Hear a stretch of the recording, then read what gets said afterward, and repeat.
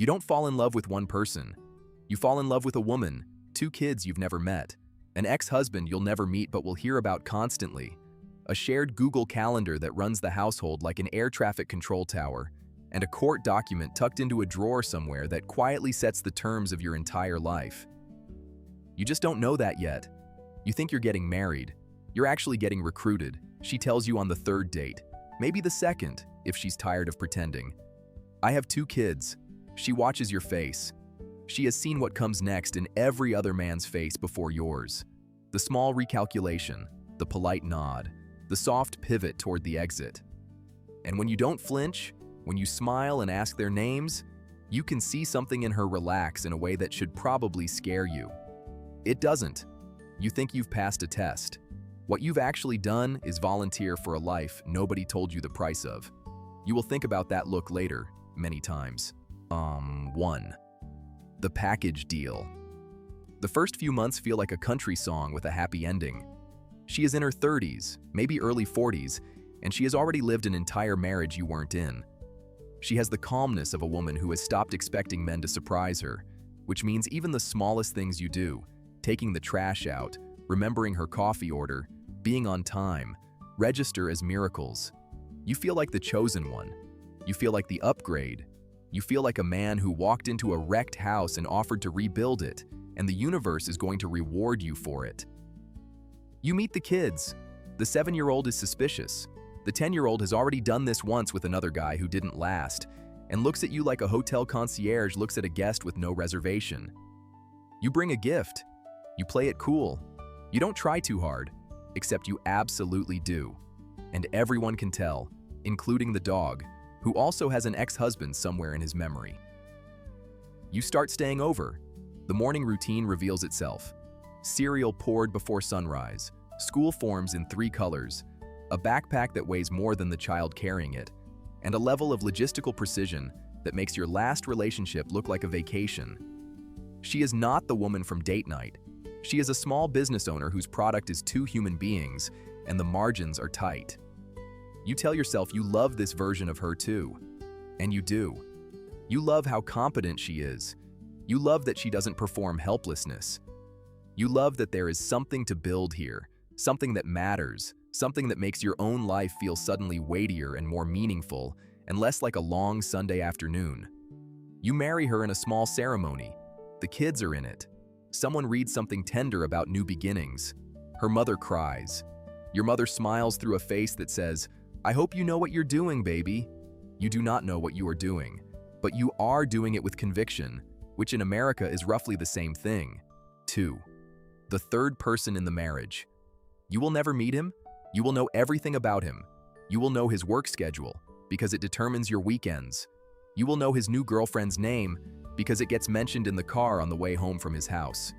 You will know what kind of car he drives, what he said at the last custody exchange, what he forgot to pack in the bag, what he said about you that he thought wouldn't get back to her. It always gets back to her. Nothing in a co-parenting arrangement stays private. The kids are tiny couriers carrying news between 2 embassies that pretend to be friendly. You learn the choreography of pickups and drop-offs, the neutral parking lot, the driveway handoff, the text that says running 10 minutes late that arrives 25 minutes late. You learn to stay in the car. You learn to wave. You learn that the wave is a political act, and the wrong kind of wave can cost your wife a Tuesday in family court 3 months from now. The custody calendar becomes a 3rd language in your marriage. Week on, week off. Every other weekend, 1st, 3rd, and 5th. You start speaking in fractions of your own children. You start saying our weekend and his weekend like you're divvying up a vacation home. At some point you realize the calendar isn't a schedule. It is the actual structure of your life, the load-bearing wall, and everything else, sex, vacations, sleep, dinner, your own birthday, has to be built around it. He calls sometimes. You can hear his voice through the phone, muffled and irritated, and you stand in the kitchen pretending to be very interested in the dishwasher. Whether he is hostile, cordial, indifferent, or absent, he is in the room. He is in every room. He is the patron saint of your marriage, and he doesn't even know it.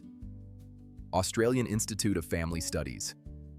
You will think, more than once, I could be friends with this man. You will never test that theory. You used to think marriage was two people. You now understand it is two people, plus a man you have never spoken to, plus a state-issued document that outranks your opinions about bedtime. 3. You are not dad. You are whatever this is. The first time the 7-year-old calls you by your first name in front of his teacher, you feel it. It is small. It is correct. He has a dad. You are not him. You knew this going in. You were prepared. The way you were prepared for college, which is to say not really. Stepfatherhood in America is a job with no title, no manual, and no real authority.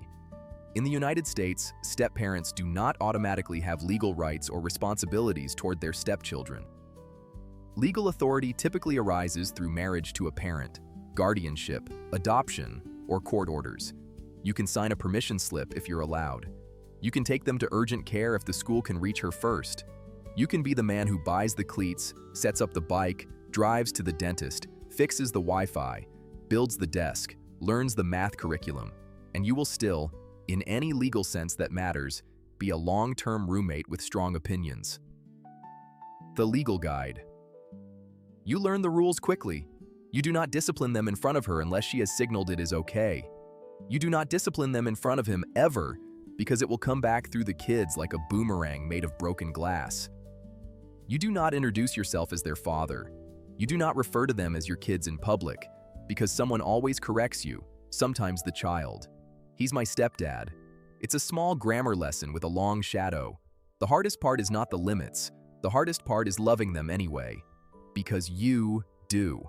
That's the part nobody warned you about. You did not sign up for this with a full heart. You signed up for her. The kids were the price. Then somewhere between the kindergarten play and the night the 10-year-old had a fever and asked you to stay home from work, the price became the point. You love them. You love them in a way that has no legal standing. You make their lunches. You memorize their friends' names. You learn which one of them needs to be hugged first when they cry, and which one needs to be left alone for 9 minutes before they can be approached. You become an expert in two people who are not yours. And when the dad calls and says he wants them this weekend instead, you pack their bags with the care of a man who is being told, gently, to stay in his lane. 4. The math nobody wants to do. There is a spreadsheet in your marriage. There is always a spreadsheet. It might be on her laptop. It might be in her head. But somewhere in this house, somebody is keeping score, and the score is not just money. The score is who paid for the cleats, who paid for the orthodontist, who paid for the school trip he was supposed to cover, but then his hours got cut, who paid for the birthday party for a kid whose father lives 40 minutes away and forgot to RSVP. You walk into the marriage thinking you are good with money. You walk into the marriage with savings and a salary and a plan. You walk into the marriage assuming that what is yours is now hers, and what is hers is now yours, because that is what marriage is supposed to be. Then she gets the child support deposit, and you watch her flinch, and you understand that this house has two economies, and one of them has a court order attached. Child support is supposed to cover certain things. It doesn't cover all of them. The gap is the marriage. You pay for the groceries the kids eat. You pay for the electricity their tablets charge on. You pay for the second bedroom they don't sleep in half the time. You don't bring it up. Bringing it up would make you the kind of man you don't want to be. So you swallow it, and you tell yourself this is what fathers do. Even though you are not technically anyone's father, she has her own money. She wants it that way. Financial complications, child support, alimony, and competing financial obligations are not theoretical to her. She has lived through a divorce. She has watched a man she loved become a man whose Venmo requests she had to chase. She is not doing that again. So there is your account, her account, and a joint account that gets fed by both of you, and the kids' expenses live somewhere in a fog between all three. You have date nights that are split down the middle. You have a wedding ring you paid for in full. You have a marriage that, on paper, is a partnership and, in practice, is a careful negotiation conducted entirely through Zelle. South Denver therapy. You are not bitter. You understand. You would have done the same thing. You also understand that the prenup she didn't ask for is everywhere. It's in the way she pays for her own gas. It's in the way she doesn't ask your opinion on the 529 plan. It's in the way she calls it her car, even when you helped pick it out. You are building a life together.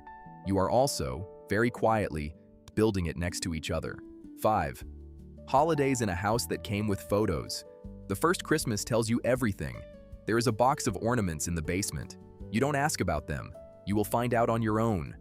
There is one with the 10-year-old's handprint in green paint from preschool, dated the year she was still married to him. There is one that says, "Our first Christmas" in cursive, and the year on it is not a year you were anywhere near her. You hang them anyway. You are not a small man. You will not start a fight over a glitter snowflake. You learn that the family you married into came pre-assembled, and you are a part that was added later. There are inside jokes you don't get. There are vacations you weren't on. There is a video on her phone of the 4-year-old version of her daughter dancing in a living room you have never seen, in a house she lived in with another man. And the way she watches that video is not nostalgia exactly. It is closer to grief with a small smile on it. The kids go to him on Thanksgiving. They come back to you for Christmas Eve. He gets New Year's. You get a quiet house and a wife who has spent the morning crying in the bathroom because the 7-year-old FaceTimed her from his father's kitchen, and she could see, in the background, the woman who replaced her on his side of the bed. You hold her. You say the right things. You also, somewhere very deep, wonder what it means that your wife is mourning a marriage you are technically the cure for. Family gatherings come with translation work. His parents still send the kids birthday cards and sometimes invite them to things, and your wife navigates that with the calm of a diplomat who has been doing this for years. Her parents like you. They liked him too once. Her mother sometimes calls you by his name. She apologizes immediately. You laugh it off. You laugh it off the second time. The third time you stop counting. You meet the friends. The ones who knew them as a couple smile at you with a slightly extra effort. The smile of people who are rooting for you to be different. The ones who came after the divorce treat you like the rightful king. Both groups are exhausting in their own way. You learn to nod, drink slowly, and not ask follow-up questions about who was at the wedding. You will at some point run into a photo of him on her old laptop. He will be smiling. He will be holding the baby. The baby will be your stepdaughter. You will close the laptop and pour yourself a drink and tell yourself that everyone has a past, and you are a grown man. And this is fine. It is fine. It is fine the way a sturdy table with one short leg is fine. You can put a folded napkin under it and eat off it for years. 6. Why you stay. People ask you eventually, friends from before, brothers, a coworker who has had 2 beers. Man, why'd you take all that on? You used to have a clean answer. You loved her. You wanted a family. You weren't going to let a few logistical hurdles stop you from being with the right person. That answer worked for a while. It works less now because you have lived the logistical hurdles, and you know they are not hurdles. They are the floor. The honest answer is harder, and it changes depending on the night. Some nights it's the 10-year-old leaving you a note that says, "Good luck on your presentation" in handwriting that's still figuring itself out, taped to your monitor. Some nights it's the 7-year-old falling asleep against your shoulder on the couch and not noticing, because she is finally a kid who can fall asleep next to a man without flinching. Some nights it's your wife reaching for you in the dark, not for sex, just to put her hand on your chest like she's checking that you're still there. And the relief in her hand is the most honest thing she's ever said to you. Some nights it's nothing that warm. Some nights you stay because leaving would break 4 people, and you only need to be unhappy to break 1. Some nights you stay because the divorce rate in second marriages is more than 60%, and you have looked that number in the face, and you have decided that you would rather be the exception than the example. Some nights you stay because you are already in too deep, and the thought of starting over in your 40s with someone whose history you don't know feels less like freedom and more like jet lag. GB family law. You stay because love, it turns out, is not a feeling you fall into. It is a building you maintain. The roof leaks, the pipes are old. The previous owner left some boxes in the attic you'll never get rid of. You stay because the house is yours now, and you've gotten good at the repairs, and the people inside it are people you would walk into traffic for, even the ones who can't legally call you their dad. There is a version of this story where you are a hero. There is a version where you are a fool. There is a version where the marriage works, and the kids grow up, and the 10-year-old gives a speech at her wedding that mentions you by name, and you cry in a way that makes your wife squeeze your hand under the table. There is also a version where it doesn't, where the calendar wins, where the spreadsheet wins, where the X wins, not by being better, but by being unkillable. You don't know which version you're in. You won't know for years. You just know that tonight, you are setting the table for 4. 3 plates that came with the deal, 1 plate that's yours. And you are pouring water into all of them like a man who chose this, because somewhere along the way, you did. The thing nobody tells you about marrying a woman with a whole life already in motion is that you don't get a fresh start. You get a continuation. You don't write chapter 1. You walk in at chapter 7, learn the characters fast, and try not to ruin the book. And if you are very lucky and very patient and very willing to be loved in a slightly secondhand way, you will discover that being someone's second act is not a demotion. It is just a different kind of starring role. The kind where the credits at the end don't say your name in the biggest font, but the people in the front row know exactly who you were. Love, as it turns out, doesn't care whose photos came down off the wall. It just cares whose are up now. In America, you don't marry a person. You marry a paperwork situation with feelings attached. And if you're lucky, the feelings outlast the paperwork.